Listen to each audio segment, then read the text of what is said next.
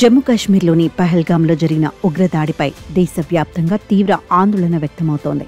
ఈ ఘటనలో 28 మంది ప్రాణాలు కోల్పోయారు. అయితే పహల్గాం ఉగ్రదాడిపై చిత్ర పరిశ్రమ దిగ్భ్రాంతి వ్యక్తం చేసింది. పర్యాటకులపై జరిగిన ఉగ్రవాదుల కాల్పుల ఘటనను ఖండిస్తూ పలువురు సినీ ప్రముఖులు సోషల్ మీడియా వేదికగా స్పందించారు. మృతుల కుటుంబాలకు సానుభూతి తెలిపారు. పహల్గాం ఉగ్రదాడి తీవ్రంగా బాధించిందన్నాడు ఎన్టీఆర్.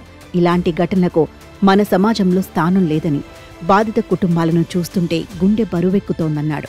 మృతుల కుటుంబాలకు నా ప్రగాఢ సానుభూతి తెలుపుతున్నానని, ఆ కుటుంబ శాంతి కోసం దేవుణ్ణి ప్రార్థిస్తున్నానన్నాడు ఎన్టీఆర్. మరోవైపు బాలయ్య కూడా ఉగ్రదాడిని తీవ్రంగా ఖండించాడు. ఉగ్రదాడి హేయం, అణచడమే మన ధ్యేయం అన్నాడు.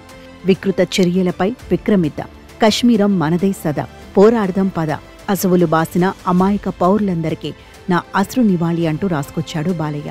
అమాయక ప్రజలు, పర్యాటకులను బలిగొన్న భయంకరమైన, హృదయ విదారకమైన దాడి ఇదన్నారు మెగాస్టార్ చిరంజీవి.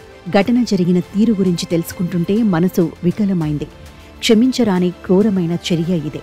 బరువెక్కిన హృదయంతో మరణించిన వారి కుటుంబాలకు నా సానుభూతి తెలియజేస్తున్నానంటూ సోషల్ మీడియాలో పోస్ట్ చేశారు మెగాస్టార్ చిరంజీవి.